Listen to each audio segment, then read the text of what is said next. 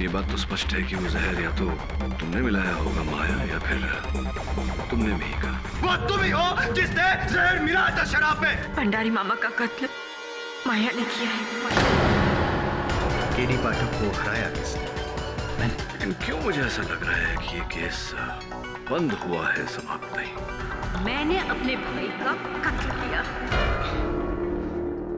ये कैसा मजाक कर रही है? क्योंकि माया और मिहिका की माताजी का तो वर्षों पहले स्वर्गवास हो गया। एक तरह से तो ये सच ही है ना, जो औरत अपनी बेटियों को एक भेड़िए के हवाले बेसहारा छोड़कर चली गई, उसकी जिंदगी मौत से बदतर नहीं होगी तो और क्या हो सकती है कि? मैं 21 साल की बिन ब्याही माँ थी। मैंने 2 जुड़वा बच्चों को जन्म दिया था, पर उनकी वो दशा देखकर मैं घबरा गई। जिंदगी और समाज का सामना करने का मुझ में साहस नहीं था, और उन दोनों बच्चियों को छोड़कर मैं भाग गई। और लोगों को लगा कि मैं मर गई। तो फिर इतने सालों बाद अचानक लौटने की वजह? इंस्पेक्टर साहब, मैं तो अपने बच्चियों को कई सालों पहले से ही मिलना चाहती थी, मगर समाज की नजरों से मैं अपने आप को छुपाकर अपनी बेटियों को देखा करती थी। और तब मुझे यह एहसास हुआ कि मैंने अपनी बच्चियों को किस नर्क में ढकेल दिया है। अमरनाथ भले ही मेरा मौसेरा भाई था, वो मेरी बेटियों पर जुल्म करता था, और ये सब देखकर मेरा खून खौल उठता था। बस तभी मैंने फैसला किया और मैंने उसे मार दिया। इंस्पेक्टर दवे? जी हाँ, कहिए। मैं निशा खन्ना, फ्लेवर्स चैनल से। आपकी बात हुई थी मेरे बॉस से। हाँ। कि भंडारी को दिए हुए 1 लाख रुपए हम वापस ले सकते हैं। वैसे तो वो पैसे हमने उनकी भांजियों के लिए दिए थे, लेकिन जबकि अब वो केस हो चुका है तो ले लीजिए और यहाँ पे साइन कर दीजिए। तो नोटों की गड्डी आपने बदल दी? बदल दी मतलब? मतलब ये कि जो 1 लाख रुपए हमने एडवांस दिए थे वो सीरियल नंबर के सिल्ट और नए नोट्स थे। ये तो लूज गड्डी है। खैर, क्या फर्क पड़ता है, लाख तो लाख है। आपको पूरा विश्वास है कि ये गड्डी बदली गई है? मैंने खुद बैंक से विड्रॉ की थी वो गड्डी, सील्ड बैंक नोट्स। ये वो गड्डी नहीं है।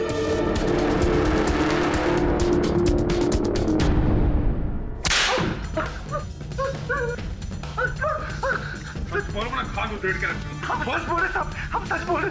नहीं बताएगा, नहीं बताएगा। बोलता था। भंडारी सेठ के पास बैंक से निकली हुई नई कड़क नोट की गड्डी थी साहब। अरे तो कोई नोट और गड्डी क्यों बदलेगा? झूठ मत, तू जानता मुझे। सच बोल ना, खान उधेड़ के रखो। आपकी समझ सब हमने नोट की गड्डी अपने सिंदूक में कड़क रखी थी। दवे, इस बात के स्पष्टीकरण का एक ही रास्ता है। इस नोटों की गड्डी की फिंगरप्रिंट रिपोर्ट निकलवा ले।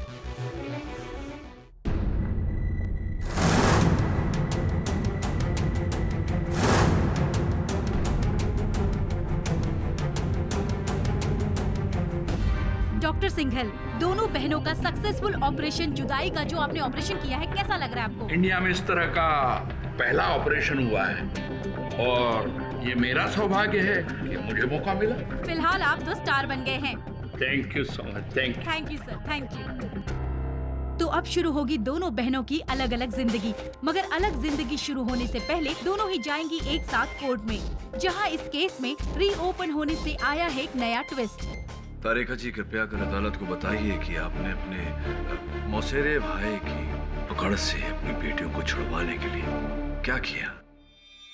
मुझे पता था कि अमरनाथ को शराब की लत थी, और इसीलिए मैंने शराब की बोतल में वो जहर डाल दिया और उस बोतल को उसके घर के सामने रख दिया, ये जानते हुए कि अमरनाथ उस शराब को पिए बगैर कभी फेंकता नहीं है। जैसा सोचा वैसे ही हुआ। उसने वो शराब पी और उसकी मौत हो गई।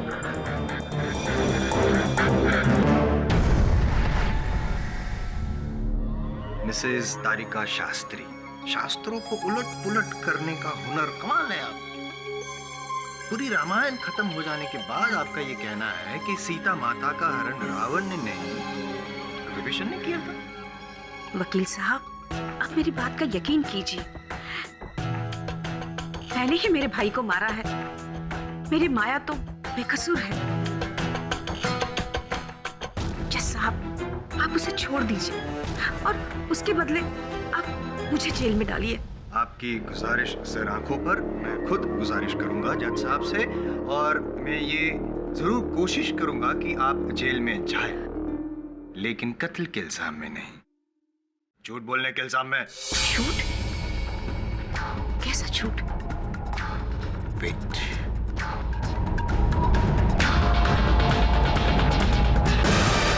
यही वो बोतल है ना जिसमें शराब थी, और इस शराब भरी बोतल में आपने जहर मिलाकर अपने भाई के घर के सामने रखा था? ये जी। लेकिन ऐसा हुआ नहीं योर ऑनर। फॉरेंसिक रिपोर्ट के अनुसार जहर सिर्फ ग्लास में पाया गया था, इस बोतल में किसी भी जहर के ट्रेसेस को नहीं पाया गया।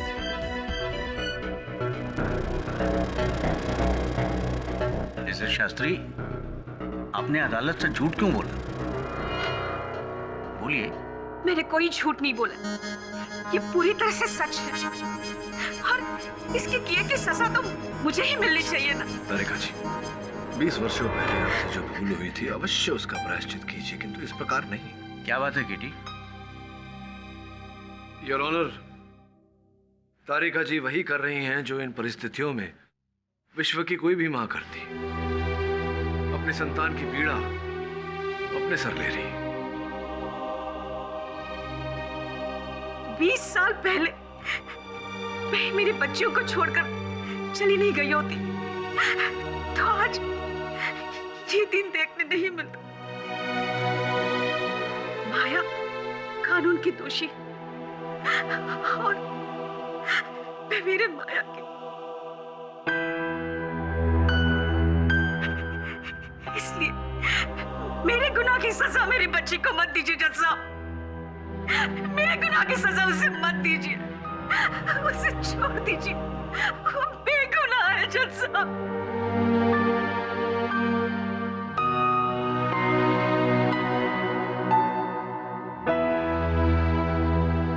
तारिका जी, आपकी इस भावनाओं की भाषा को मैं तो समझता हूं, लेकिन अफसोस कानून सिर्फ सबूतों की भाषा समझता है। Am I right, mister K T Pathak? Your honour, मेरी ये रिक्वेस्ट है कि जितनी मुश्किल से पाठक साहब ने इस केस को रीओपन करवाया था, उतनी ही आसानी से आप इस केस को बंद कर दीजिए हमेशा के।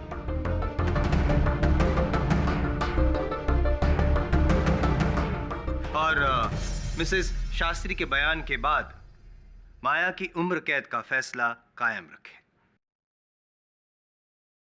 थैंक यू मिस्टर पाठक, मुझे दोबारा जिताने के लिए, वरना कुछ लोगों का तो ये मानना था कि मेरी जीत सिर्फ एक तुक्का है, लेकिन आपने साबित कर दिया कि मेरी जीत तुक्का नहीं, मेरा हुनर है। विजय पाने की शीघ्रता रहती है आपको।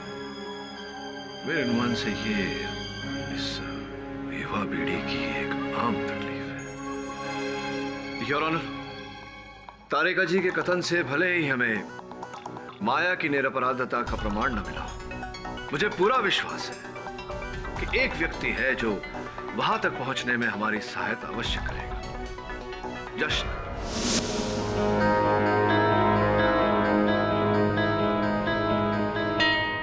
क्या बात है जश्न? अब तक तो मैंने प्रश्न भी नहीं पूछा और आप प्रश्न हो गए। ये गड्डी पुलिस ने फुकन के संदूक से भरा, लेकिन अद्भुत बात यह है कि वो गड्डी नहीं जो फुकन ने भंडारी से चुराई थी। मतलब स्पष्ट है जशन, गड्डी को बदला गया है। और चूंकि इस गड्डी पर तुम्हारी उंगलियों के छाप है, ये बात भी स्पष्ट है कि यह बदलाव तुम्ही ने किया है। ये बताओ कि इन नोटों पर तुम्हारी उंगलियों के छाप कैसे आए? साहब फुक्कन ने भंडारी मामा की मौत के बाद नोटों की गड्डी चुराई थी और मेरे को इसको छुपा के रखने को बोला था, लेकिन मैं इनकार कर दिया।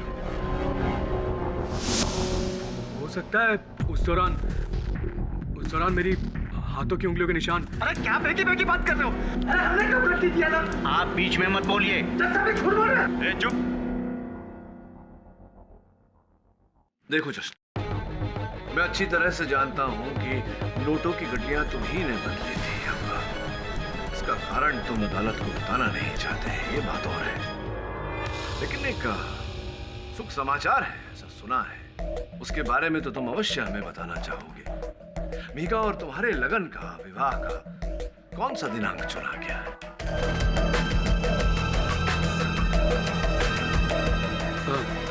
साहब, इस महीने की 29 तारीख। 29 तारीख? 29 तारीख तो वही दिन है, वही दिन है जब माया को तिहाड़ जेल ले जाया जाएगा, हथकड़ियों में, बेड़ियों में, जहां ये आजीवन कारावास काटेगी। अपने माथे पर हत्यारिन का छाप लेकर। और यहां तुम्हारे और मीका का लगन, विवाह होगा, उत्सव मनाया जाए और आजीवन सुखद कटे। क्या बात है, वेल डन, प्रशंसनीय खेल खेला तुमने जस्ट। एक और माया पर हत्या का आरोप लगाकर इसे कारावास करा दिया और दूसरी ओर मिहिका को अपना बना लिया। Well done. ये आप क्या बात कर रहे हैं साहब? जज साहब, ना ही तो मैंने कोई खेल खेला है और ना ही मैं कोई बेबुनियादी आरोप लगा रहा हूँ। ये तो साबित हो चुका है जज साहब। ये लड़की माया ही अपने मामा की कातिल है। नहीं, मेरी बहन ने किसी का खून नहीं किया। यहाँ इस घटघरे में माया के खिलाफ झूठ सिर्फ फुकन और जश्न ने ही नहीं, मैंने भी बोला।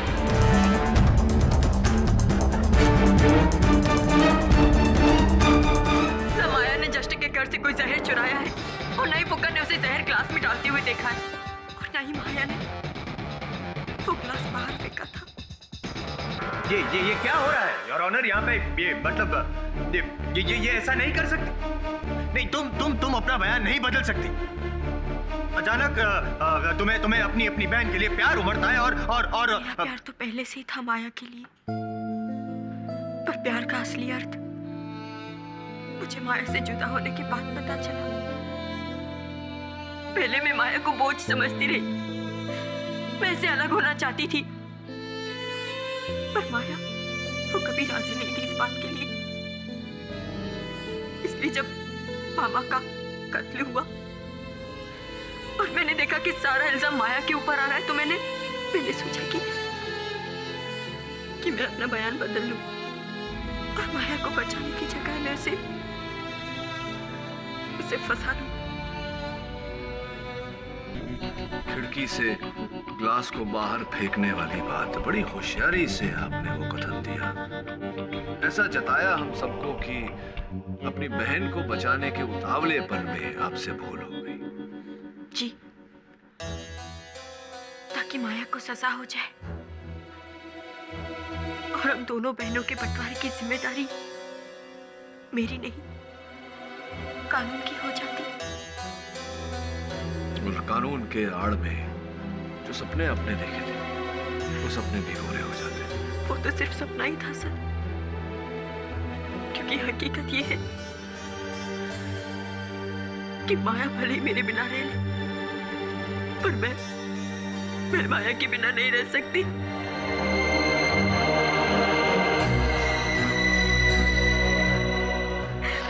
जज साहब, अब मेरे अपराध की जो चाहे मुझे सजा दे दे, पर मेरी बहन को छोड़ दीजिए।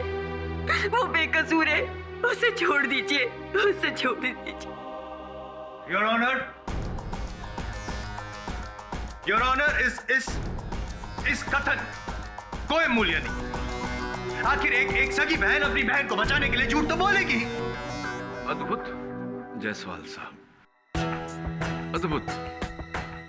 जब मिहिका के कथन के आधार पर माया को दंड मिला था और आपको जीत, तब तो इनका कथन आपके सराखों पर था। और अब जब इनके कथन के आधार पर माया को रिहाई मिल रही है और आपको हार, अब इनकी कथन का कोई मायने नहीं रहा, कोई अर्थ नहीं रहा, कोई मूल्य नहीं रहा। अद्भुत। योर ऑनर, इस केस में केवल मिहिका का नहीं, हर गवाह की गवाही झूठी है। माया निर्दोष है। माया निर्दोष है?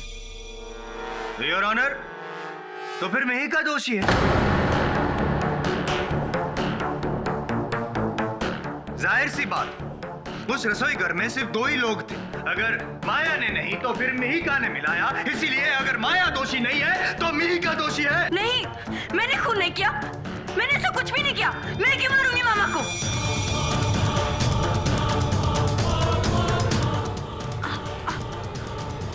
आप सब लोग मुझे जैसे क्यों देख रहे हैं?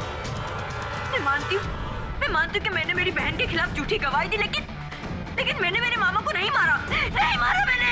झूठ, झूठ पे झूठ, झूठ पे झूठ। कितना झूठ बोलोगी तुम? साबित हो चुका है कि 1 नंबर की झूठी हो तुम। और अगर तुम्हारी बेगुनाही का कोई सबूत है तुम्हारे पास, कोई गवाह है तुम्हारे पास, तो पेश करो अदालत में। है कोई गवाह? मेरी जिंदगी की गवाह सिर्फ मेरी बहन है, माया।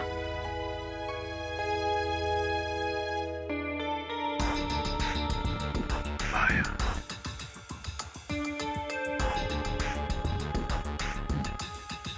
माया जाल में फंसा दिया है तुमको माया, तुम्हारी इस बहन ने।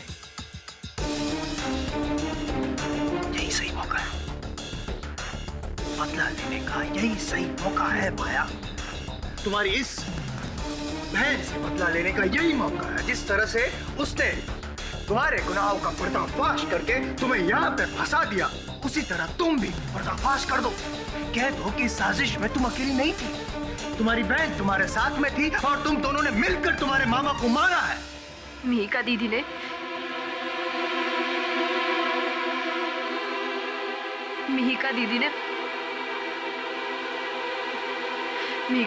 मामा जी को नहीं मारा।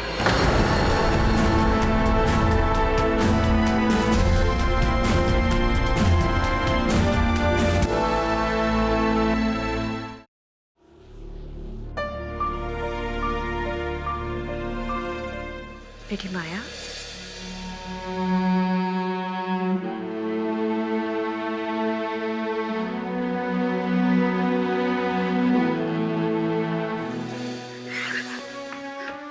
क्यों आई हो तुम यहाँ पे? तुमसे माफी मांगने बेटा। क्या लगता है तुम्हें और दीदी को? जब जी चाहा मुझे अपना लिया, जब जी चाहा मुझे छोड़ दिया। ऐसे मत कहो तुमसे। ना ही मैं किसी की बेटी हूँ और ना ही किसी की बहन। जब किस्मत ने और कानून ने मुझे अलग कर ही दिया है, तो मैं रह लूंगी अकेले, जी लूंगी। किसी के साथ की जरूरत नहीं है मुझे। जाओ तुम यहाँ से, जाओ, जाओ।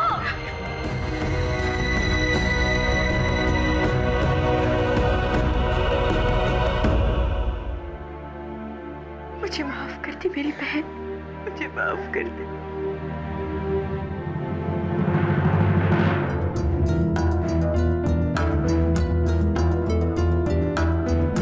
मुझे माफ कर दो जश्न।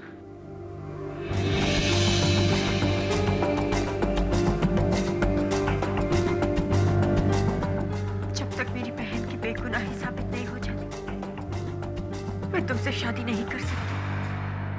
क्या? आज फिर तू अपनी बहन के खाते मुझको ठुकरा रही है? अरे क्या कुछ नहीं किया मैंने तेरे को और तेरी बहन को अलग करने के वास्ते। क्या क्या किया तुमने जश्न? बोलो, मामा को तुमने मारा? तुमने मेरी बात का जवाब दे मेरी बात का। अगर मैं तेरी बहन को जेल से रिहा करा दे तो तू मुझसे शादी बनाएगी ना? जश्न छोड़ो मुझे दर्द हो रहा है, छोड़ो। बस तू एक बार बोल। जानता है मैं सब कुछ जानता है। क्या जानते हो तुम? क्या जानते हो तुम? अरे जानता है मैं किसने मारा मामा को। किसने? तुमने मारा मामा को? मैंने नहीं मारा तेरे मामा को। और वो जो ग्लास गायब हुआ था ना, आपने किया था मैं अभी तो जाना है मैं।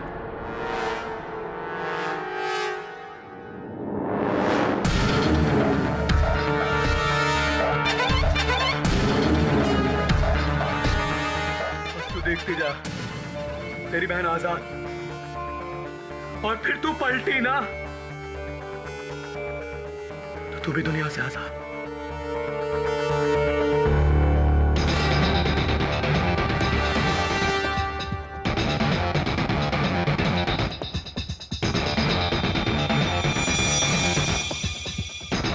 हेलो हेलो आकाश अंकल, मैं मेहिका बोल रही हूँ। हाँ मिका बेटी, क्या बात है, इतनी घबराई हुई क्यों?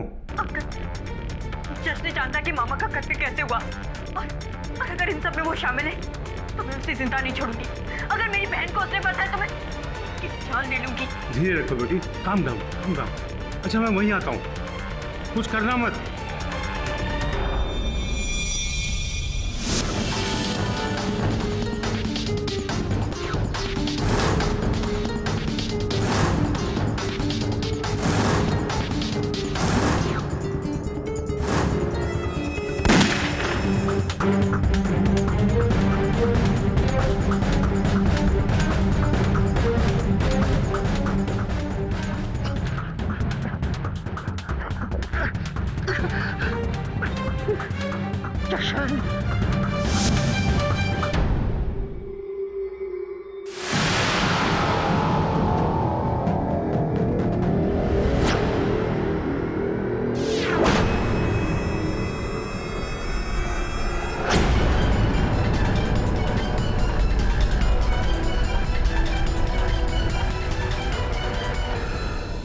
सर पूरा केस ही उल्टा।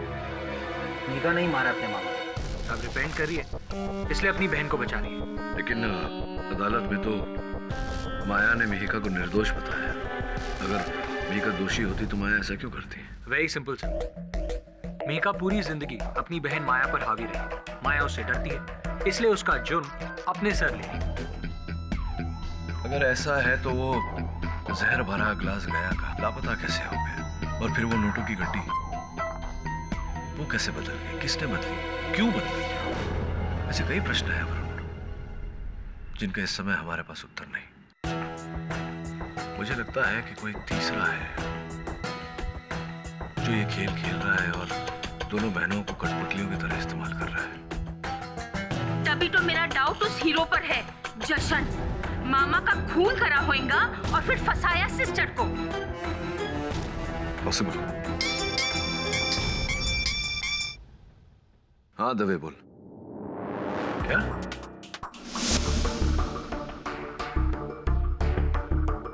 इनिशियल रिपोर्ट के हिसाब से किसी ने इसके गले में साइनाइड भरा इंजेक्शन दे दिया है। फिर साइनाइड? साहब, ये पानी की टाकी से बैग मिला हुआ है।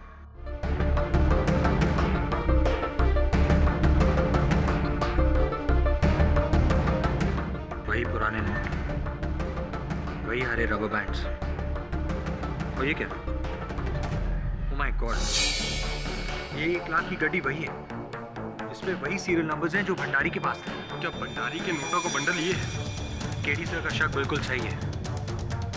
जशन ने ही वो नोटों की गड्डी बदली थी। लेकिन क्यों वरुण? और जशन के पास इतने सारे पैसे आए कहाँ से?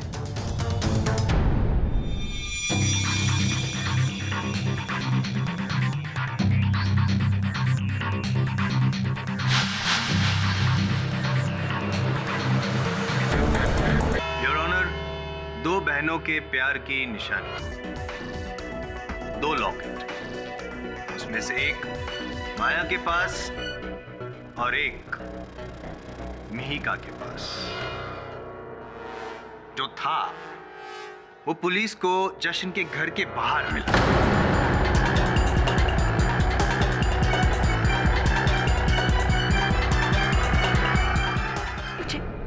मुझे नहीं पता ये वहां कैसे मिला।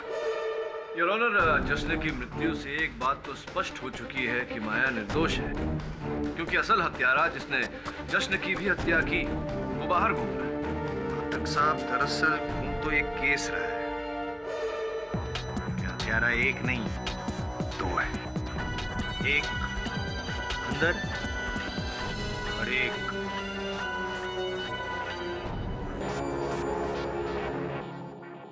पता है मुझे क्या लग रहा है कि ये सब शुरू से तुम दो बहनों की साजिश थी, मिली भगत।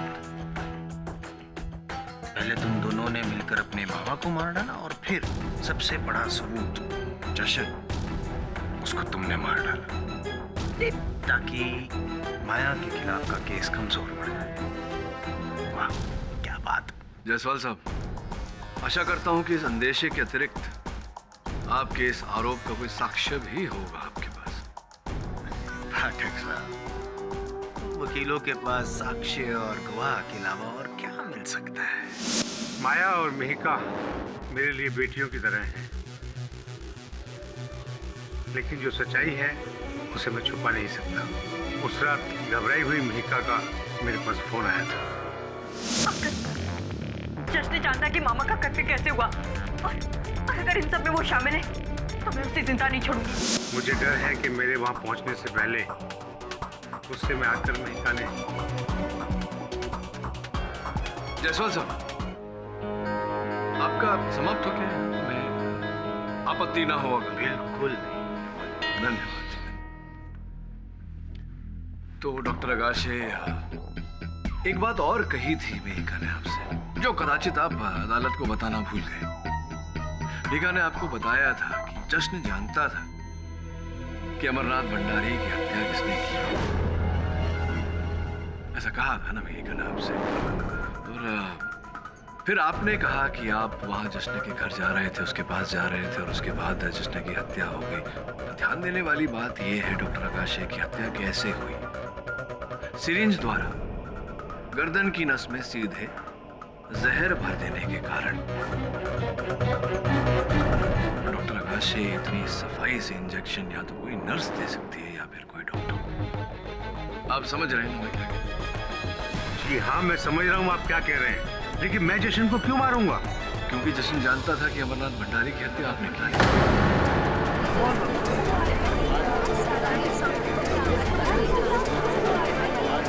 Order order, this is utter nonsense. उन बच्चियों का शुभ चिंतक हूं मैं, कोई दुश्मन नहीं जो किसी को मारकर उन्हें फंसा दूं।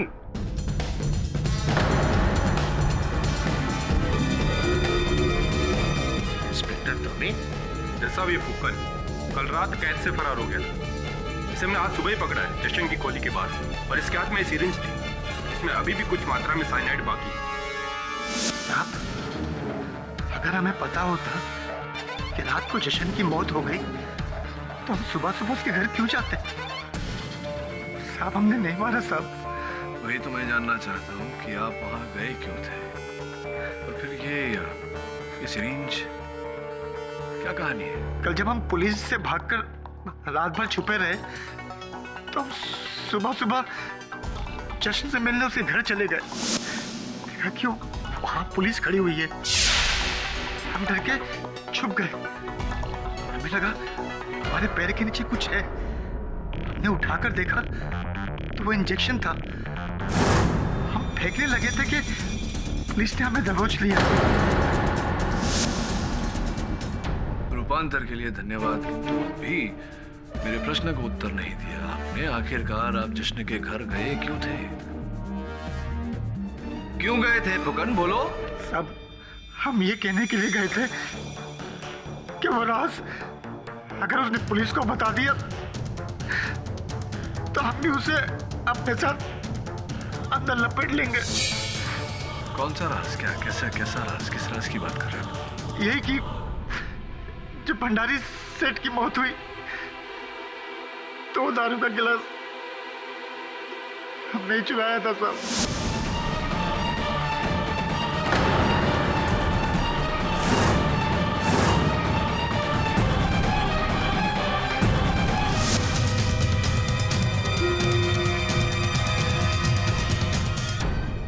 जश्न ने हमें ये सब करते हुए देख लिया था साहब। हम डर गए थे कि आज नहीं तो कल वो अदालत में सच जरूर बोलेगा, और इसीलिए आपने भंडारी को मारा? हमने नहीं मारा साहब, हमको जैसा कहा गया हमने वैसे ही किया साहब। हमको कहा गया कि भंडारी साहब की मौत के बाद तुम दारू का गिलास नष्ट कर दो, जिसके लिए हमें 50,000 की गड्डी मिली। 50,000 की गड्डी मिली? कैसी थी ये गड्डी? नए नोट, पुराने नोट? जी हाँ, हरा रबर बैंड से बंधी हुई थी। जी, और किसने सौदा किया था आपके साथ? डॉक्टर अगस्त्य ने। सरासर झूठ है ये, बकवास कर रहा है सारी। Order order. आप बैठ जाइए मिस्टर आकाश। हम कसम खा के कहते हैं, हमको इन्होंने फोन किया और कहा हमको कि आप डॉक्टर आकाश से बोल रहे हैं, तुमको ऐसा ऐसा काम करना है और तुमको इतने पैसे मिलेंगे। 19 फरवरी प्रगति मैदान के बाहर बिल्ला रोड पर ये गाड़ी में आए और आपको पैसे दिए और चले गए। सर ये आदमी झूठ बोल रहा है, न मैंने इसे कोई पैसे दिए न इसे कोई फोन किया। पता नहीं क्यों ये मुझे फंसा रहा है। पूरे फंसे। पाठक साहब, नहीं मतलब कहने का मतलब ये है कि अब कौन सच्चा कौन झूठा कैसे साबित करेंगे आप सर?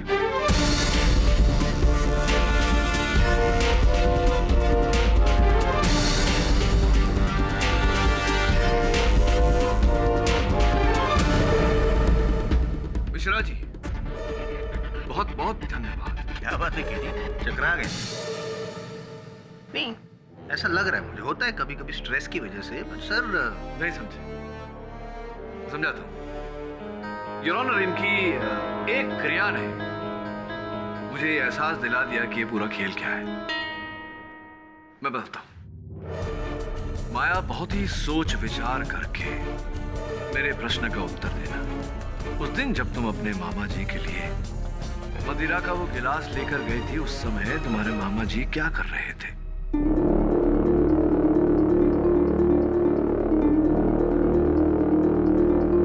हाँ, वो उस नोटों की गड्डी के नोट गिन रहे थे। नोटों की गड्डी को गिन रहे थे योर ऑनर। और क्या नोटों की गड्डी को गिनते समय आम तौर पर जैसे लोग करते हैं, उंगली चाट कर जो चिपके हुए नोट होते हैं उन्हें अलग करने के लिए इस प्रकार कुछ ऐसा कर रहे हैं? जी हाँ। That's it, your honor. That's it. जहर न मदिरा में था न मदिरा के गिलास में। जहर नोटों पर लगाया, नोटों पर लगाया।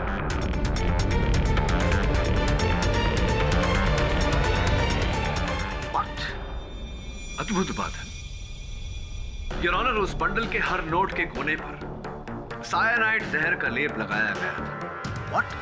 और प्रत्यक्ष से अनजान भंडारी साहब उस बंडल को गिनते वक्त यूं ही उस जहर को चाटते चले गए और अपने आप को दूषित कर लिया। जसवाल साहब, अब तो आप समझ ही गए होंगे कि हत्या के बाद वो गिलास क्यों चुराया गया और नोटों का बंडल क्यों बदला गया। नहीं क्या है हृदय, आप अपने भेजे पर आप जोर मत डालिए, तकलीफ मत दीजिए अपने दिमाग को, मैं समझा देता हूँ। योर ऑनर, गिलास को इसलिए बदला गया ताकि पुलिस को यह संदेह हो कि उसी गिलास में जहर था, और स्पष्ट है कि नोटों के बंडल को बदला गया ताकि हत्या के शस्त्र के बारे में किसी को पता ना चले। अब मैं कुछ पूछूं? बोलिए ना। बड़ी आसानी से ये आपने सब बता तो दिया जज साहब को, लेकिन इसे साबित कैसे करेंगे आप? जसवाल साहब, ये जो नोटों का बंडल यहाँ रखा है जो जश्न की हत्या के बाद उसी के घर से बरामद हुआ था, इसकी और योर ऑनर भंडारी साहब के उंगलियों की फोरेंसिक जांच करवा कर अगर दोनों जगहों पर उसी विष के ट्रेसेस मिलते हैं तो यह स्पष्ट हो जाता है योर ऑनर कि यह हत्या इसी प्रकार से हुई है। मिस्टर पाठक के सुझाए गए टेस्ट रिपोर्ट्स के नतीजे मिलने तक यह अदालत मुलतवी की जाती है। मेघा, आओ।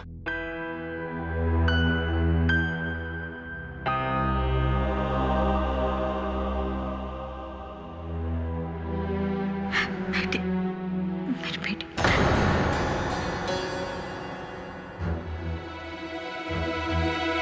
मुझे माफ कर दो, मुझसे भूल हो गई। तुम दोनों के सिवा मेरा कौन? इसी उम्मीद पर मैं जीती पर रही तुम दोनों मेरे पास नहीं थे। पर मैं तुम्हें हर रोज देखा करती। मीका, देखो भूल तो सबसे होती है, किंतु भूल के बाद क्षमा और प्रायश्चित में भी बहुत शक्ति होती है। विशेषकर ऐसे समय पर परिवार को तो साथ में होना चाहिए। मुझे माफ कर दो, मुझसे बहुत बड़ी गलती हुई।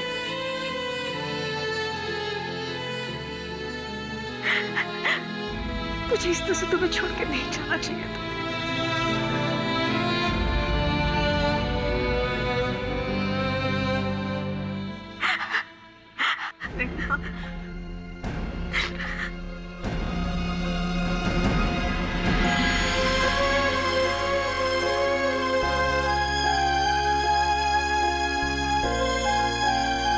अब इस परिवार को पूरा करने के लिए सिर्फ माया की कमी है। वो कमी भी बहुत जल्द पूरी हो जाएगी। इन फॉरेंसिक रिपोर्ट से साफ जाहिर है कि जहर उन नोटों पर था और न कि शराब के उस ग्लास में जिसे माया लेकर आई थी।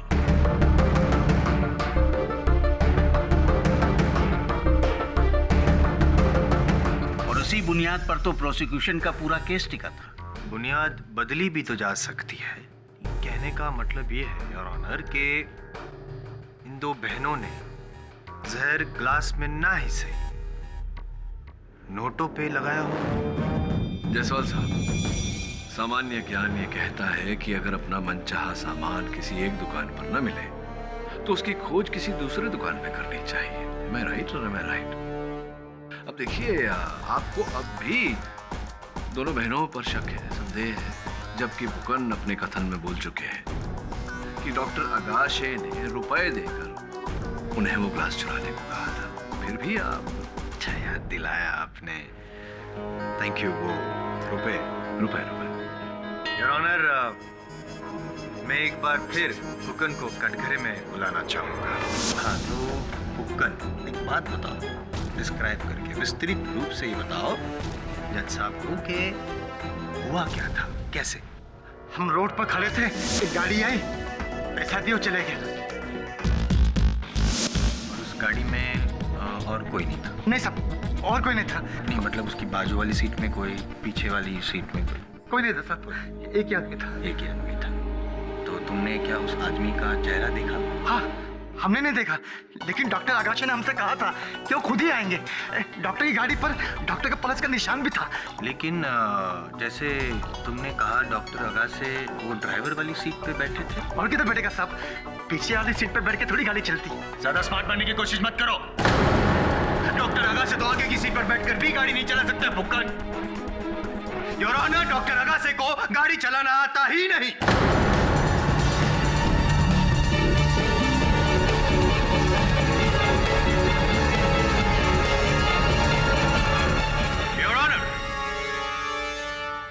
ये डीवीडी डॉक्टर अगाशे 19 फरवरी के रोज मुंबई में थे ही नहीं, वो तो पटना में थे, एक डॉक्टर्स कॉन्फ्रेंस अटेंड कर रहे थे और इस डीवीडी में उस कॉन्फ्रेंस की रिकॉर्डिंग है योर ऑनर।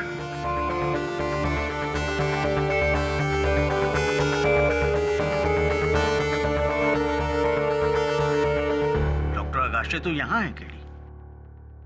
हम झूठ नहीं बोल रहे साहब, हम झूठ नहीं बोल रहे। उसने हमसे कहा था वो doctor Agashe.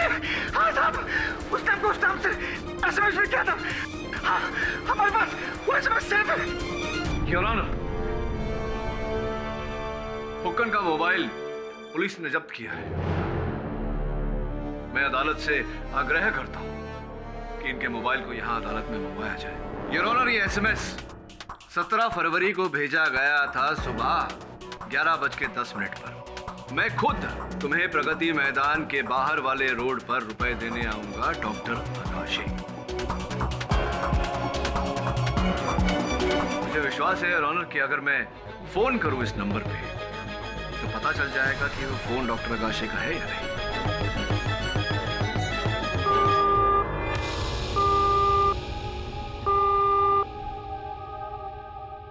भाग्यवश your honour, number disconnected है। दुर्भाग्य आपका। क्या लगा आपको कि आप फोन करेंगे, कातिल का फोन यहाँ बजेगा, कोई ऐसा गाना बजेगा और अदालत में कातिल पकड़ा जाएगा? ऐसे ही सोचा था आपने? सिम कार्ड भले ही कट गया हो, लेकिन IMEI नंबर तो है। IMEI? जी नहीं पता आपको? International mobile equipment identity. समझे? नहीं समझे? समझाता हूं। जिस प्रकार गाड़ी का नंबर प्लेट होता है, वो नंबर प्लेट चाहे बदल दिया जाए, गाड़ी की असली पहचान उसके चेसी नंबर से होती है, वैसे ही हर चलित फिरत दूरभाष यंत्र का एक खास IMEI नंबर होता है जो उसकी असल पहचान होती है। और उस IMEI नंबर के जरिए मैं खोज निकालूंगा कि ये फोन किसका है। अनुमति चाहता हूँ यार। हवलदार साहब जरा इनके फोन लाई।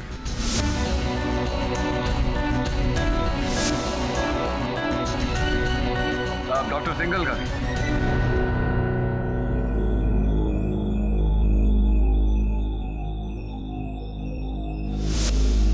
लीजिए केडी साहब। धन्यवाद।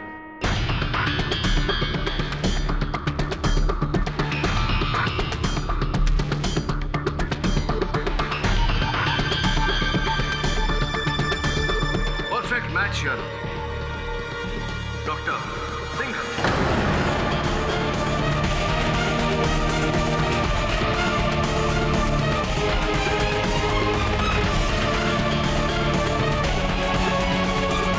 Order order. डॉक्टर सिंघल, झूठ के पैर नहीं होते, वो ज्यादा दूर तक चल नहीं पाता। हमारा सौभाग्य है और आपका दुर्भाग्य कि अब ये मामला पानी की तरह स्वच्छ हो गया। फोन आपका, आप ही ने फुक्कन को वो SMS भेजा था, आप ही गए थे वो डॉक्टर वाली साइन में फुक्कन को रुपए देने, और आपके काले धन के भंडार में से आपने एक छोटा सा हिस्सा जश्न को भी दिया था भंडारी की हत्या करने के लिए। क्या ये सही है या सही है? जी हाँ, जी हाँ। भंडारी को मैं नहीं मर पाया, जश्न के हाथ।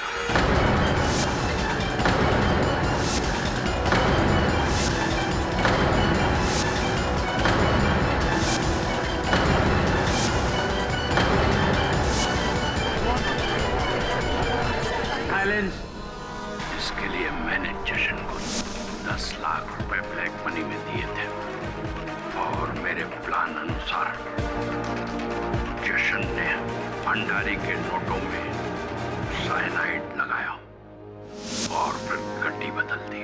और दूसरी ओर आपने फुक्कन से वो गिलास चोरी करवाया। और जब जश्न को इस बात का पता चला तो इससे पहले कि वो आपका भांडा फोड़े, आपने उसकी भी हत्या कर दी।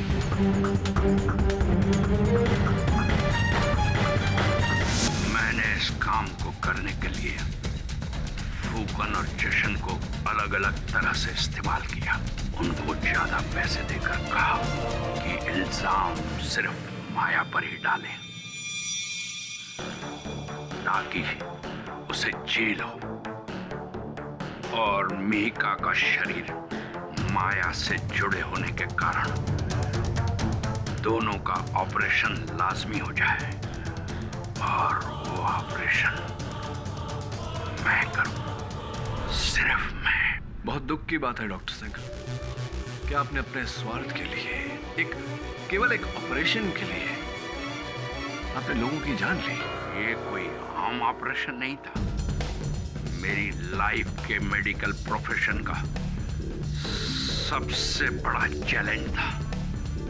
इस अनोखे ऑपरेशन को देखने के लिए सारी दुनिया की मीडिया और मेडिकल कम्युनिटी आंख लगाए बैठी थी।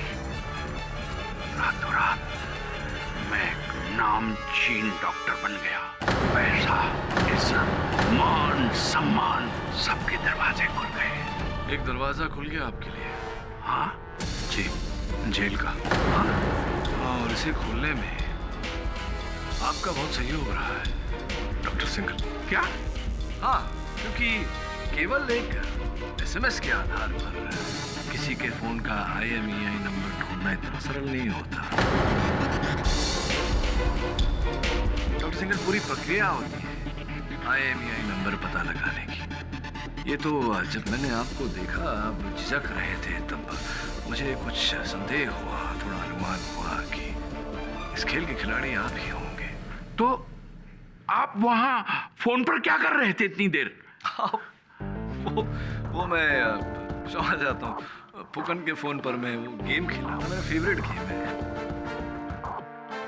Defence waste.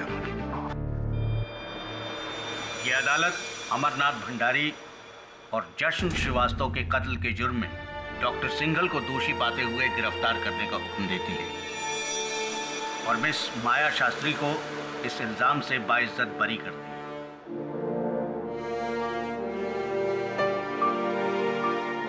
The case is closed.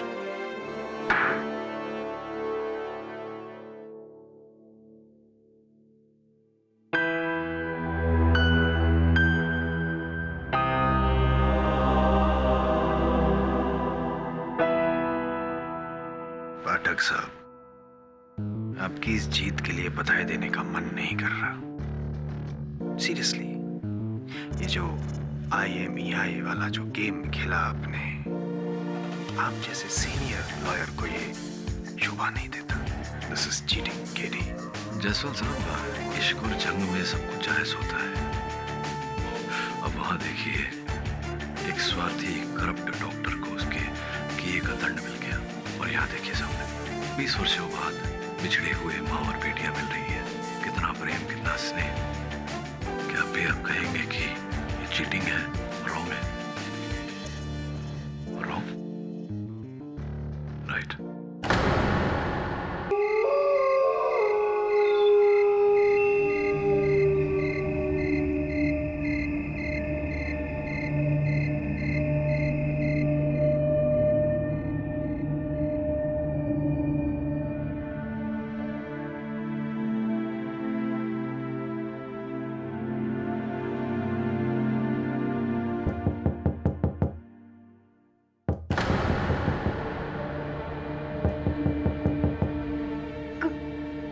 कौन? अरे हम हैं सुरेश, खोलो तो।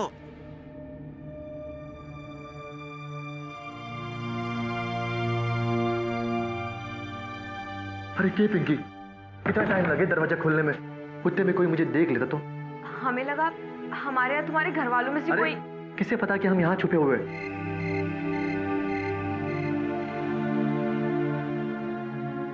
माफ कीजिएगा मिसेस सुरेश प्रकाश, स्वागरात के दिन आपको समोसे की दावत से ही काम चलाना पड़ेगा जी। लेकिन शादी का तोहफा किसी शहंशाह से कम ना है जी। टडन। कितना प्यारा है जी। तुम जैसा है। और देख लेना, असली दावत भी जरूर होगी, और वो भी हम दोनों के अम्मा बाबूजी के आशीर्वाद के साथ। हमें पूरा यकीन है अम्मा बाबूजी को जरूर मना लेंगी। हाँ, लेकिन गांव वाले और पंचों को कौन मनवाएगा? वो लोग वैसे भी हमारे इस शादी के खिलाफ थे, और ऊपर से आते वक्त वो तुम्हारे बाबूजी का दोस्त है ना, उसका बेटा कपिल, उसने देख लिया यहाँ आते वक्त। क्या? कपिल? फिर तो बाबूजी को जरूर बता देगा। हमें यहाँ से फौरन निकलना होगा, अब हम यहाँ नहीं रुक सकते। लेकिन तुम बाबूजी का गुस्सा नहीं जानते हो सुरेश। उन्होंने मुझसे पहले ही कहा था कि अगर ये शादी हो गई तो हम दोनों का सर काट के खेत में गाड़ देंगे। हमें यहाँ से निकलना होगा। तो कहाँ जाए?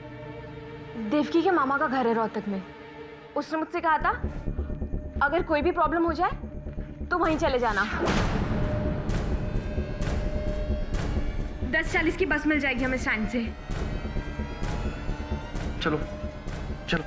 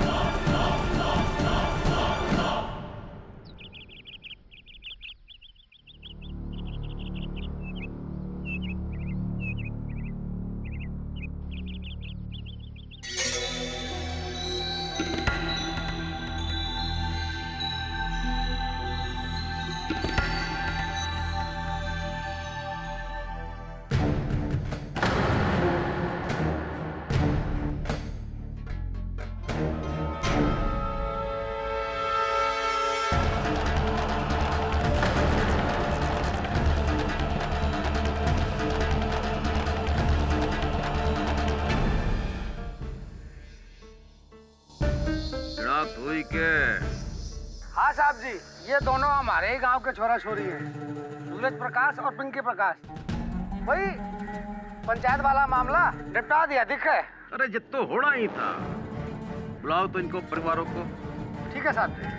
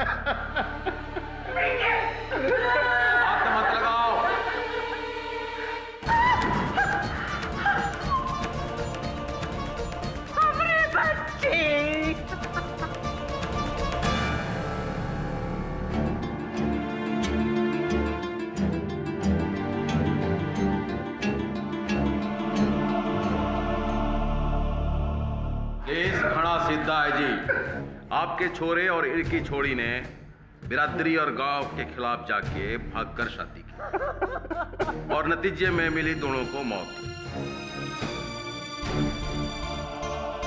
अब आप ही बताओ,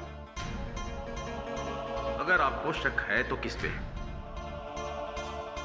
अरे बोलो भी, कौन है मारा इन्हें?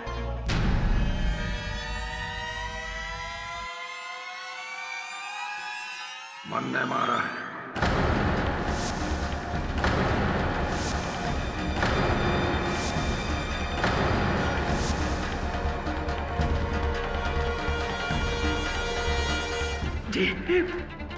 जी क्या कह रहे हो आप?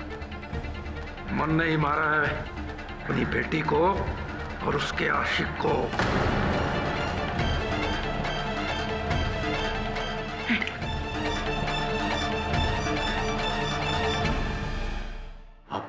आप तो बाप हो इसकी।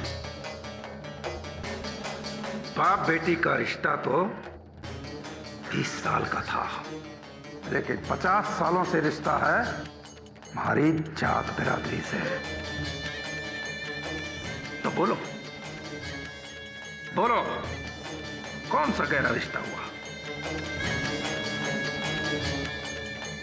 औलाद से बढ़कर है जात बिरादरी। जो मन ने करना था वो मन ने कर दिया। आप अपना करो।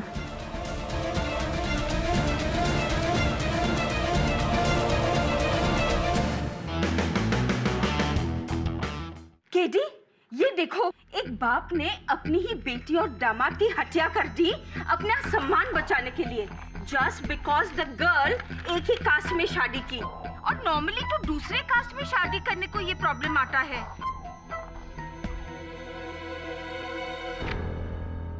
I don't believe this. Mrs Bilimoria, ये जाति भेद की समस्या नहीं है। हिंदू धर्म में ऐसी मान्यता है कि एक ही गोत्र के लोग भाई बहन होते हैं, उन दोनों के बीच विवाह नहीं हो सकता। धर्म का आदर अपनी जगह है, मैं समझता हूं, लेकिन गौरव रक्षा के लिए किसी की हत्या करना यह अधर्म है, कानूनी अपराध है। ये क्यों नहीं समझते ये लोग? ये कैसी प्रकृति है? देश एक कदम आगे लेता है तो 2 कदम पीछे। उड़ना चाहता है ये देश, लेकिन पैरों में बेड़ियां लगी हुई है। क्या होगा? कैसे तरक्की करेगी ये देश?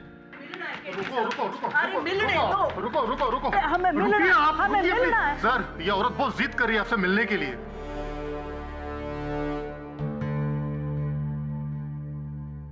तुम जाओ, मैं देखता हूं। ठीक है सर। आइए आइए, क्या बात है? आप सरकार केडी पाठक हो ना, जो बेगुनाहों को बचा लेता है? जी मैं केडी पाठक हूं। आप कौन? जी हमारा नाम लाजवंती प्रकाश है। वो कालकोरा हरियाणा से आए हैं अपने पति चांद प्रकाश का केस लेकर।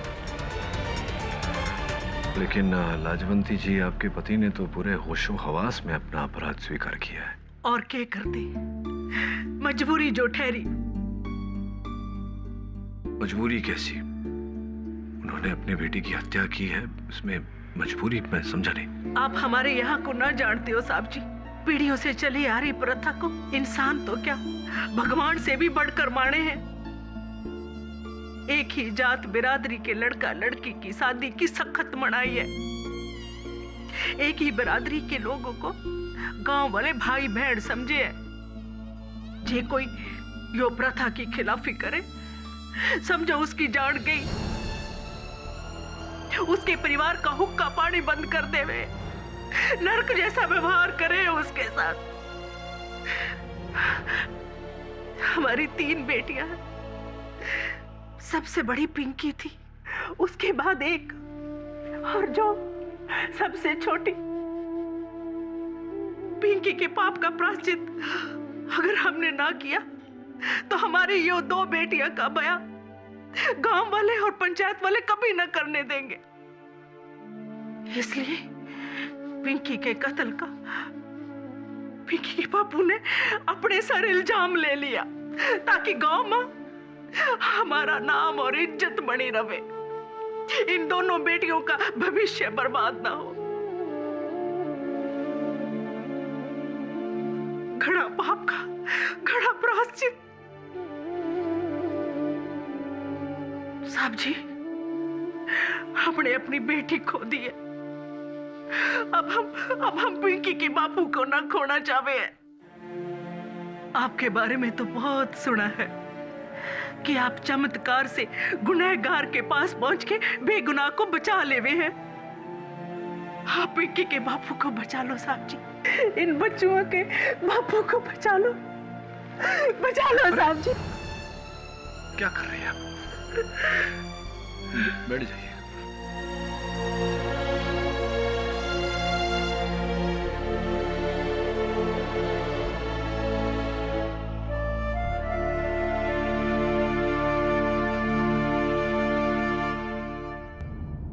साहब, हम यहाँ हरियाणा आ तो गए हैं, लेकिन आपका इस केस को लेने का डिसीजन राइट है ना? नहीं, I mean, पूरी मीडिया में और देश में ये चांद प्रकाश एक ऐसा हैवान बन के सामने आ रहा है जिसने अपनी खुद की बेटी को मारा सर, और उसके लिए बस एक ही सजा है सर, और आप उसे बचाने यहाँ हरियाणा आए सर। अब तो मीडिया ने भी आपके खिलाफ लिखना शुरू कर दिया। ये देखिए, केडी पाठक का बिक गया ईमान। केडी पाठक जालिम हत्यारे को बचाने चला हरियाणा।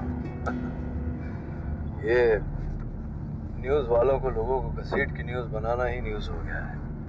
देखो, मेरा एक सीधा साधा सोच, मैं बाहर की बात सुनने से पहले अंदर की बात सुनता हूं, और मेरी अंतरात्मा ये कह रही है कि हो ना हो, चांद प्रकाश ने दोष है। बाकी पहुंचेंगे तो पता चलेगा।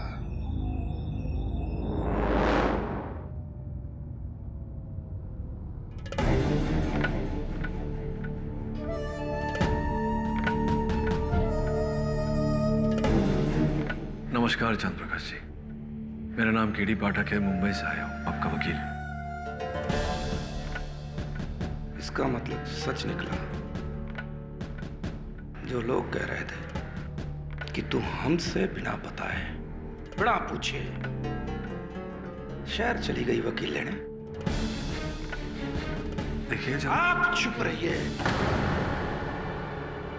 मैं अपनी पत्नी से बात कर रहा हूं।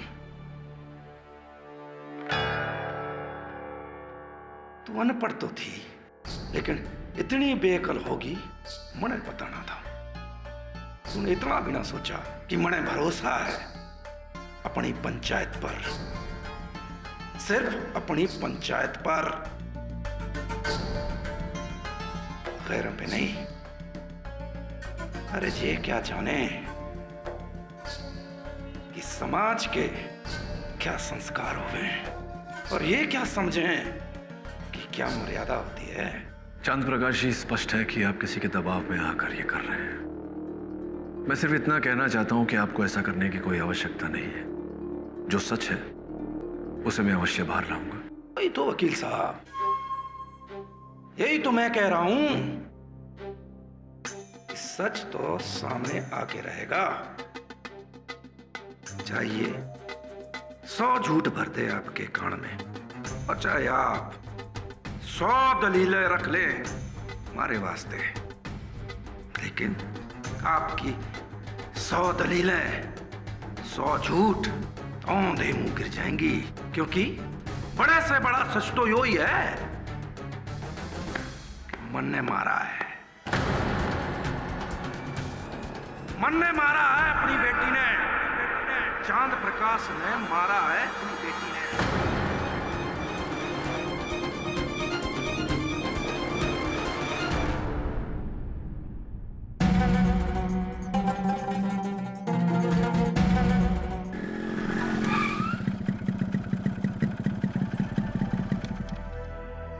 राम राम सरपंच जी। राम राम महेंद्र, राम राम। इताओ।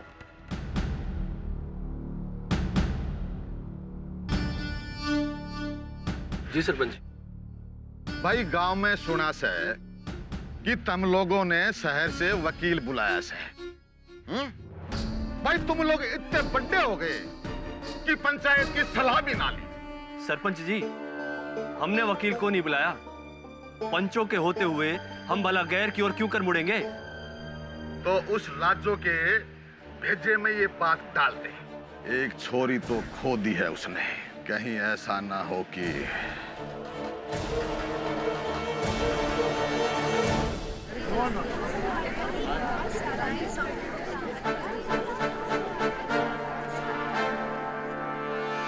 केड़ी साहब, केड़ी साहब,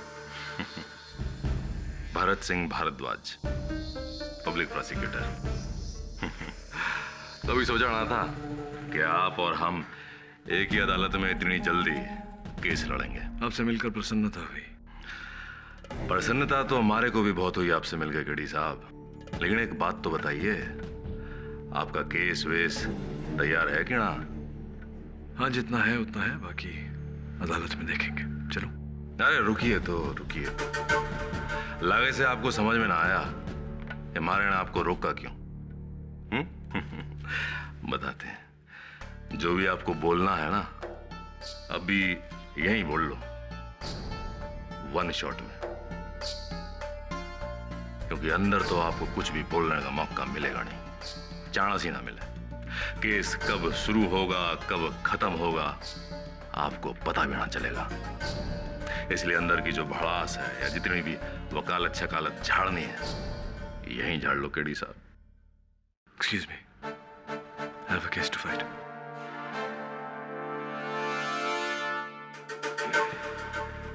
इंग्लिश, इंग्लिश बहुत सुंदर।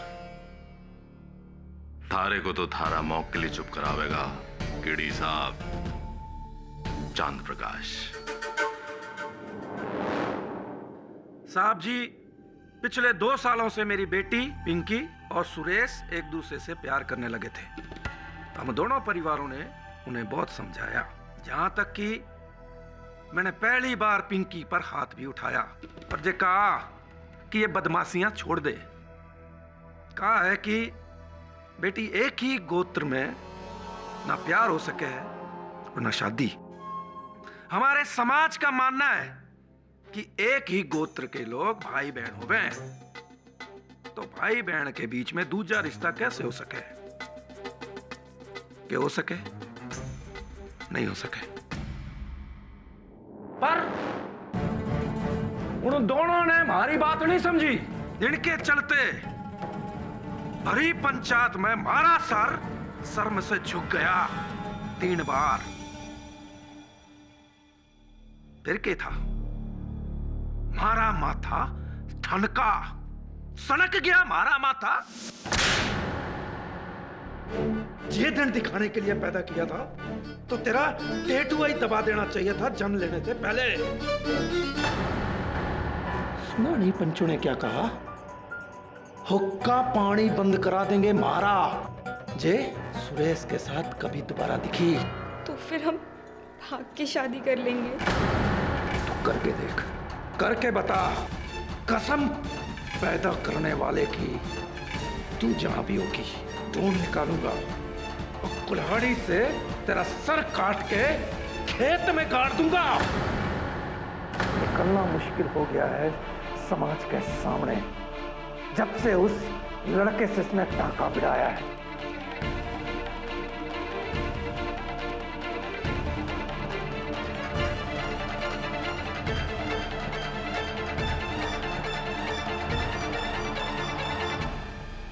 देख बेटिया, तेरे सामने हाथ जोड़ते हैं। तू जहां कहेगी, जिससे भी कहेगी, थारी शादी करा देंगे। पर तुझे उस सुरेश को बुलाना होगा उसको। हमारे हाथ जोड़ने को उसने हमारी कमजोरी समझ लिया। फिर क्या था, अगले दिन वो घर से भाग गई। उस लौंडे के साथ घर से भाग गई। हमारी संस्कार, हमारी मर्यादा, हमारी इज्जत को धूल में रौंदते हुए।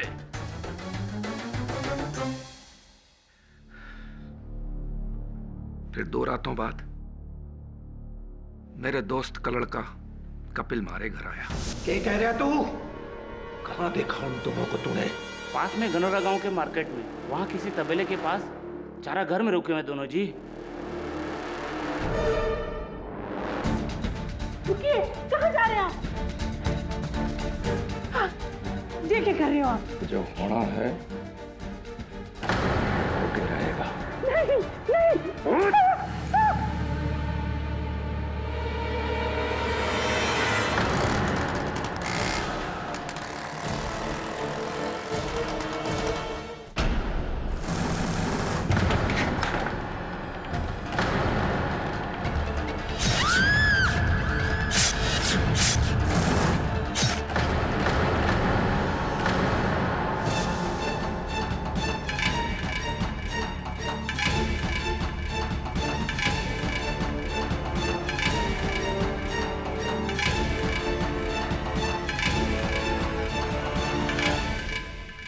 फिर मैंने उन दोनों लाशों को बोरे में भरकर फेंक दिया और कुल्हाड़ी ने नदी में फेंक दिया और घर आ गया।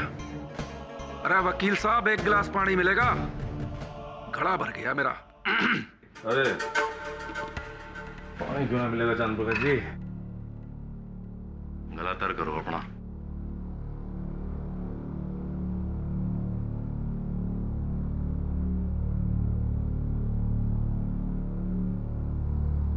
तो चांद प्रकाश जी, सुरेश तो गैर था, चलो उसका समझ में आवे आपने जो किया। पर पिंकी तो आपकी अपनी बेटी थी। उसको काटते वक्त, चीरते वक्त आपके हाथ ना कांपे?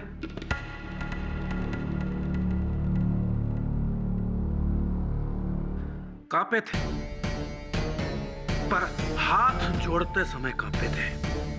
और उससे कहा था, बेटी ये अनर्थ ना कर।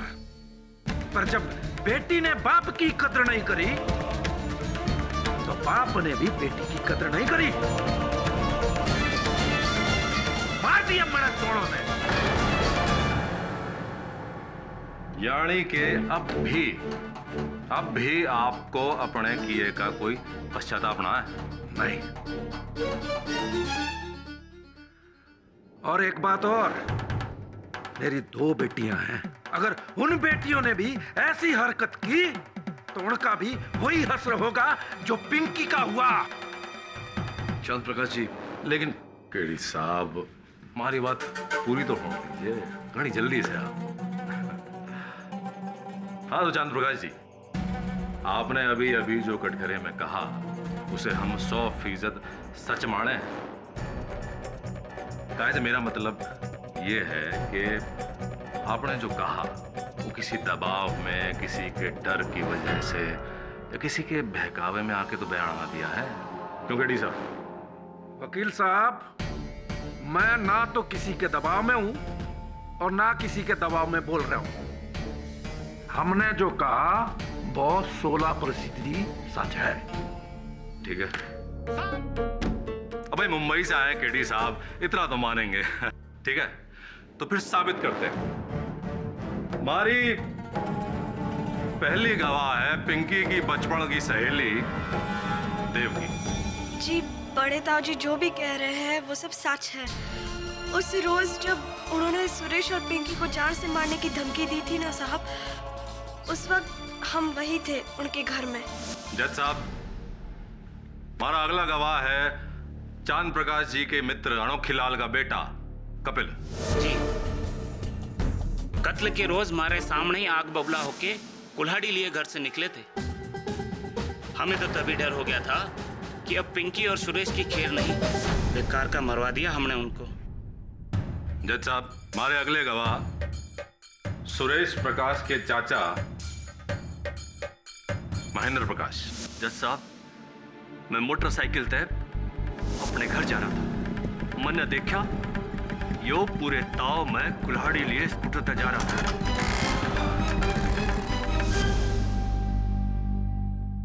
गांव के सरपंच लक्ष्मण लाल जी। माई बाप प्रणाम।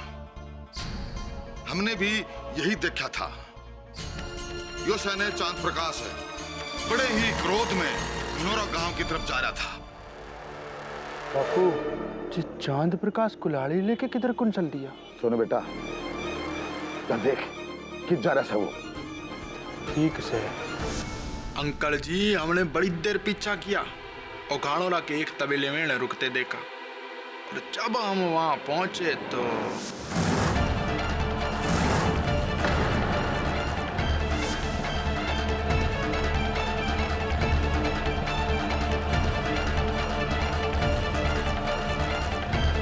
इतने सारे चश्मदीद लोगों की गवाही के बाद कोई मंदमूल इंसान भी यही बोलेगा कि आपने जो जो इस कटघरे में कहा वो 16 आने सच है। जज साहब,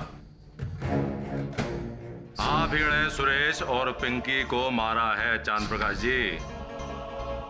जज साहब, मैं सोनू लाल से पूछताछ करने की अनुमति चाहता हूँ। उससे पहले मैं आपसे कुछ पूछना चाहूं केडी साहब। पूछिए। आपने अब तक कितने केस लड़े हैं? कभी गिनती नहीं की। क्यों पूछ रहे हैं? सुंदर है, अति सुंदर। खैर, वो जान देते हैं। ये बताइए कि आपके केसों का अंत में अंजाम क्या हुआ है? इकबाल जुर्म। इकबाल जुर्म जज साहब, इकबाल जुर्म। तो वो तो इस केस में शुरू में ही हो गया, तो फिर केस खत्म है। जज साहब, 20 लोग ये कह रहे हैं कि इस आदमी ने कत्ल किया है। उसके ऊपर ये आदमी खुद कह रहा है कि हाँ, मैंने ही कत्ल किया है। तो फिर अब आप बताइए जज साहब, साबित करने को रह के गया। आपकी बातों से मैं सहमत हूँ मिस्टर भारद्वाज। मिस्टर पाठक, जब मुलजिम ने अपना इकबाली जुर्म कबूल कर लिया है और उसका बयान सच्चा साबित हो गया है, तो इस केस को तोल देने का क्या फायदा?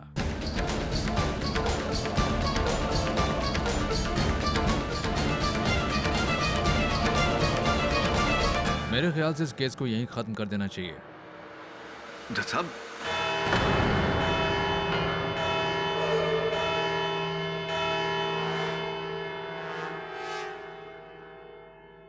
कोर्ट का फैसला इस महीने की 13 तारीख को दोपहर 3 बजे होगा। The court is adjourn.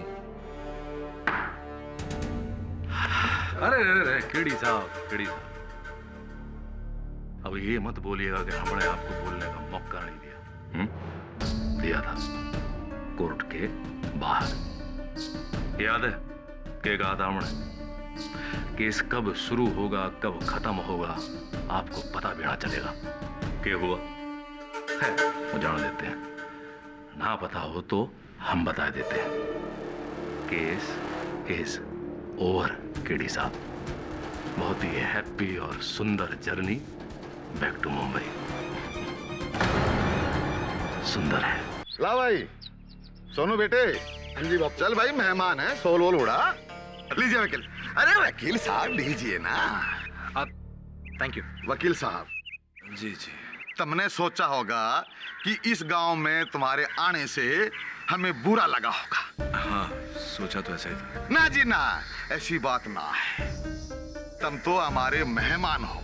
वैसे भी आपने हमारे साथी को उसका केस लड़के बचाने की कोशिश की थी, है ना? जी जी। फिर भी आप हमारे गांव में पधारे हैं, आपका बहुत बहुत धन्यवाद। सरपंच जी, इस आओ भगत का बहुत बहुत धन्यवाद, या कहूं कि जाओ भगत का धन्यवाद। प्रश्न मेरा ये है कि आपको किसने कहा कि मैं जा रहा हूं? भाई वकील साहब, आपका इब इतने के काम, मुकदमा खत्म। वैसे भी 2 दिन बाद में फैसला आवेगा। अब ते के कराइते हैं? वैसे जो भी लिखा पढ़त होएगी ना, वो हम आपको मुंबई में पहुंचा देंगे, है ना? अब जाइए जाइए। सरपंच जी, चला जाता मैं, किंतु एक समस्या है। समस्या ये है कि मुझे अब भी ऐसा लगता है कि चांद प्रकाश जी निर्दोष हैं। उनकी बेटी और दामाद की हत्या किसी और ने की है। अब देखिए, ये समस्या है तो इसका समाधान तो करना पड़ेगा। जैसे ही समाधान हो जाएगा मैं चला जाऊंगा। पाठक जी, मेजबान के कहने से पहले अगर मेहमान चलो जावे तो उसको कहते हैं मेहमान, और कहने के बावजूद भी ना जावे उसको कहते हैं शैतान। हाँ, मैं समझ गया, पूरी तरह से समझ गया। आप लोगों के साथ इतना समय गुजारा है तो इतनी समझ तो आ ही जाएगी। वो लाजवंती जी तिजा कर रही थी, जिद कर रही थी कि होटल में मत रहो, आकर के हमारे घर में रहो कुछ दिन हमारे साथ। तो मैंने सोचा क्यों नहीं, कुछ दिन और आप लोगों के साथ रह लेंगे तो थोड़ी सीख और मिल जाएगी। फूल माला आप कृपया कर रखिए अपने पास, जब लौटेंगे तब दे देना, पैसे भी बच जाएंगे। नमस्कार।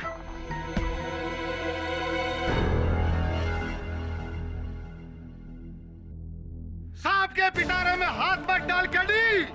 अरे तू क्या जानता है कि जात और पास क्या होती है? अगली बार जब तू आएगा ना तो इन फूलों का रंग बसंती होगा और कपड़े का रंग सफेद। चला जा यहाँ से, चला जा। आई थिंक इनमें से किसी एक गांव वाले ने ये काम किया है। चांद प्रकाश को बलि का बकरा बनाकर खुद अपना जुर्म छुपा। जानता हूँ, लेकिन इनकी पोल खोलने के लिए ये जरूरी है कि चांद प्रकाश जी अपनी बेगुनाही कबूल करें, नहीं तो अदालत में मेरी हर दलील व्यर्थ हो जाएगी। गुनहगार से गुनाह कबूल करवाऊं उससे पहले चांद प्रकाश जी से उनकी बेगुनाही कबूल करवानी होगी। अगर कोई कुछ नहीं कहना चाहता तो ये अदालत चांद प्रकाश के खिलाफ अपना फैसला सुनाने जाती है। मैं कुछ कहना चाहूंगा। अब के कहना चाहो? You can proceed mister KD. चांद प्रकाश की हत्या के दिन क्या पहना था आपने? वस्त्र क्या थे आपके? अरे वकील साहब, ऐसे ही कुर्ता पहना था और धोती पहनी थी। यही कुर्ता? यही था। तो साहब, मैं सोनू लाल को गड़खरे में बुलाना चाहूंगा। इजाजत है। सोनू, आपने बताया था कि आपने चांद प्रकाश जी को पिंकी और सुरेश पर कुल्हाड़ी से वार करते हुए देखा। कितनी दूरी पर थे चांद प्रकाश जी जब उन्होंने कुल्हाड़ी से वार किया था? दूरी के तो पकड़ पकड़ के बाहर कर रहे थे। तो स्पष्ट बात है कि जब कुल्हाड़ी से वार हुआ था तो खून की बौछार हुई होगी। अरे चारों तरफ खून ही खून था, साव मारे से तो देखा ना गया। अगर ऐसा है तो ऐसा कैसे हुआ कि इस कुर्ते पर एक भी खून का छींटा क्यों नहीं? अरे इतना अंधेरा था वहां, हमारा ध्यान ना गया कुर्ते उड़ते पे। जज साहब, ये क्या जरूरी है कि कुर्ते पे अगर खून ना है तो खून हुआ ही ना? भरद्वाज जी, उस कमरे की दीवारों तक खून के छींटे पड़े थे। ऐसा कैसे हो सकता है कि इस कुर्ते पर एक भी छींटा नहीं, बिल्कुल बेदाग है? हो सकता है चांद प्रकाश जी बताना भूल गया और बदल लिया। जी साहब, हम आपको बताना भूल गए कि उस रात बोरे में लाश डालने के बाद हमने कुर्ता बदल दिया था। साहब जी, गलती हो गई हमसे। आपकी पत्नी लाजवंती जी का कहना है कि आप इसी कुर्ते में घर से गए थे और इसी कुर्ते में लौटे। जज साहब, इस केस में पत्नी की गवाही ना मानी जाएगी। काहे से उसका मतलब साफ है, किसी भी तरह पति को बचाना। कुर्ते का कोड़ा छोड़िए केडी साहब, कुछ और है तो अदालत को बताइए। हत्या का शस्त्र जज साहब, वो कुल्हाड़ी जिससे पिंकी और सुरेश की हत्या हुई थी। जज साहब वो कुल्हाड़ी। भाई बहुत सुंदर, बहुत सुंदर। वो कुल्हाड़ी नदी के तल्ले में है, जब गोताखोरों को मिलेगी तो ले आवेंगे। जज साहब मैं कपिल को कटघरे में बुलाने की अनुमति चाहता हूँ। कपिल, जब चांद प्रकाश जी हाथों में कुल्हाड़ी लिए अपने घर से निकले तब आप वहीं उपस्थित थे? जी बिल्कुल। आपने इनके हाथों में कुल्हाड़ी देखी? जी। आप पहचान सकते हैं उस कुल्हाड़ी? जी हमारे सामने ही तो उठाई थी। तो अदालत को बताइए कपिल जी कि इन तीनों कुल्हाड़ी में से किस प्रकार की कुल्हाड़ी इनके हाथों में थी?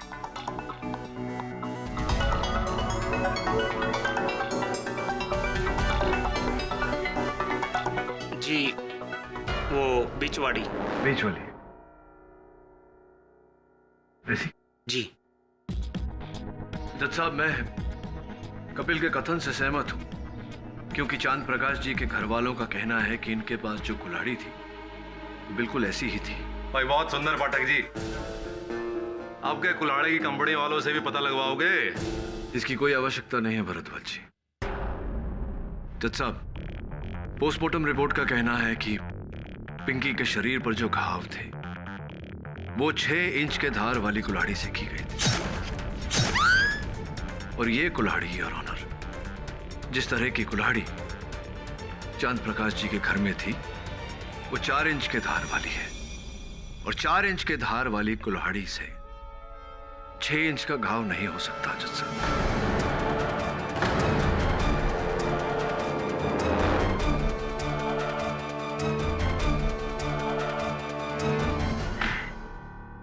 तो आपको लगता है कि 6 इंच और 4 इंच की वजह से आप इस पूरे केस को हिला देंगे? भाई बहुत सुंदर है जज साहब। किडी साहब 1 मिनट, कुल्हाड़ी थोड़ी। हाँ तो जज साहब, ये 4 इंच की धार वाली कुल्हाड़ी और ये किया मैंने वार।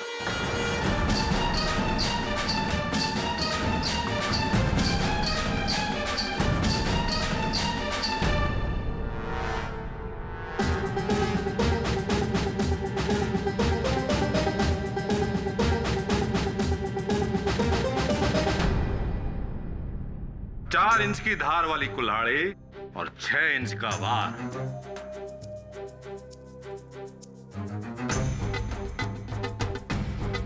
कड़ी साहब, और कुछ कहना है आपने पाठक जी? मिस्टर पाठक, कोई और सबूत? नहीं योर ऑनर, इस समय मेरे पास और कोई सबूत नहीं। अरे केडी साहब, कुछ सोचिए समझिए, कुछ बाकी हो तो बोल दीजिए। हैं? अभी अदालत का टाइम बाकी है, 5 मिनट है पूरे। सोचिए, आप इतने अनुभवी लॉयर, कुछ और नहीं सूझ रहा तो कोई किस्सा कहानी सुना दीजिए, हैं? हम लोगों का मनोरंजन भी हो जाएगा। क्यों भाई लोगों ने क्या कहते हो?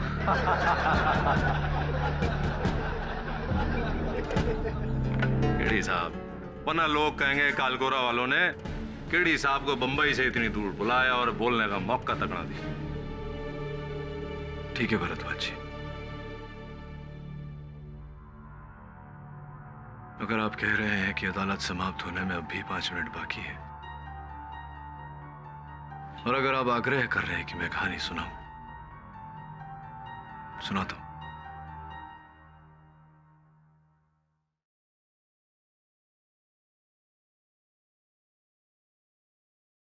ये कहानी मेरे किसी रोमांचक केस के बारे में नहीं, न ही किसी सनसनीखेज घटना के बारे में।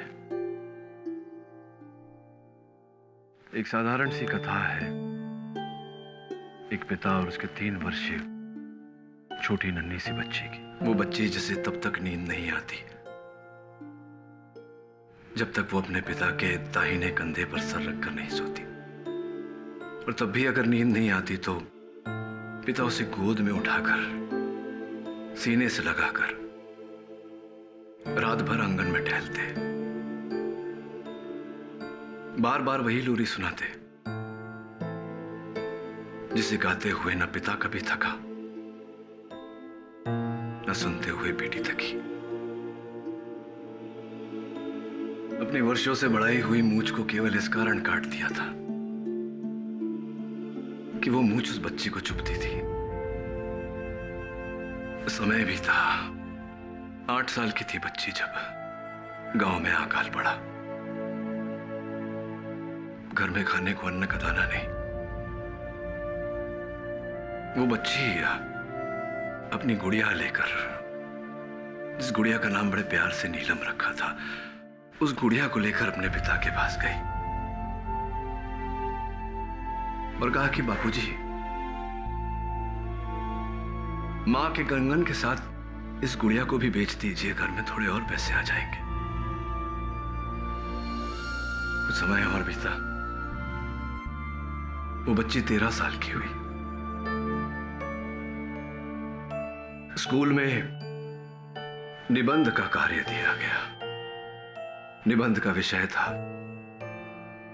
मेरे जीवन में सबसे प्रिय, और हर छात्र ने अपने मां पर निबंध लिखा। सिर्फ उस बच्ची ने लिखा,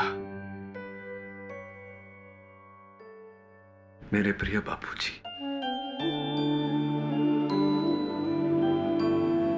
17 साल की थी वो बच्ची जब पड़ोस के मुंडेर से गिर गई और माथा फट गया। बच्ची को अपने कांधों पर उठाकर भरी धूप में दौड़ते हुए कोसों दूर अस्पताल में लेकर गए उसके पिता। डॉक्टर से बोले कि मेरे शरीर के लहू की आखिरी बूंद निकाल लो, लेकिन मेरी बच्ची को बचा लो, मेरी लाडो को बचा लो।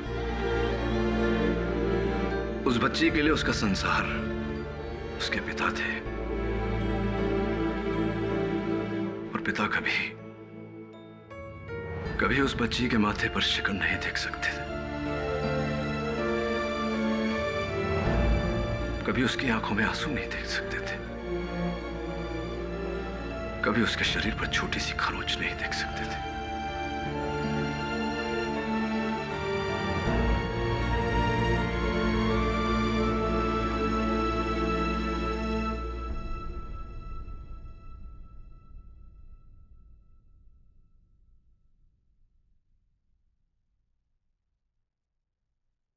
जज साहब, ये पिंकी के मृत शरीर की कुछ तस्वीरें हैं। पहला वार उनके कंधे पर किया गया था। घाव के साथ साथ कंधे की हड्डी भी टूट गई। दूसरे वार से हाथ की सारी नसें कट गई, लहू की बौछार हो गई। तीसरे वार से जज साहब पेट पूरी तरह से चीर दिया गया।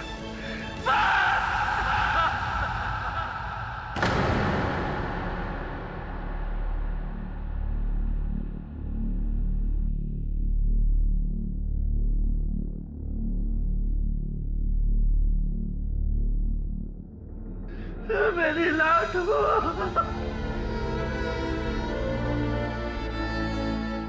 मेरी लाडो,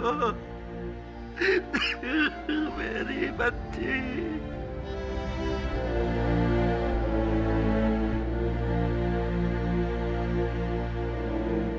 चंद प्रकाश जी, मैं ये मानने को कतई तैयार नहीं कि आप जाने अनजाने में अपनी बेटी को नुकसान पहुंचा सकते। नहीं मान सकता मैं।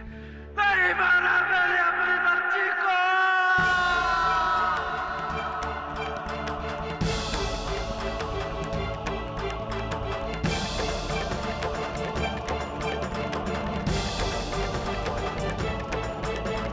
नहीं मारा मैंने अपनी बच्ची को।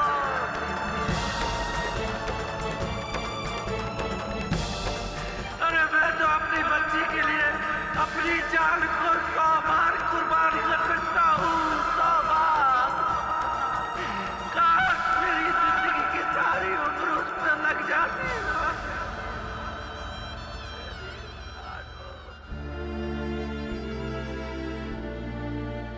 लाडो, लाडो।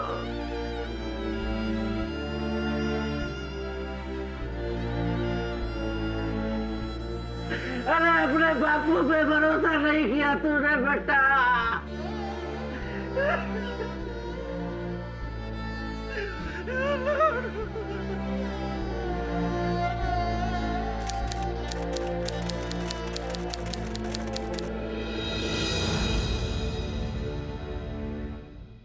ऐसे और भी मज़ेदार वीडियो के लिए हमारे चैनल को लाइक, शेयर और सब्सक्राइब करें।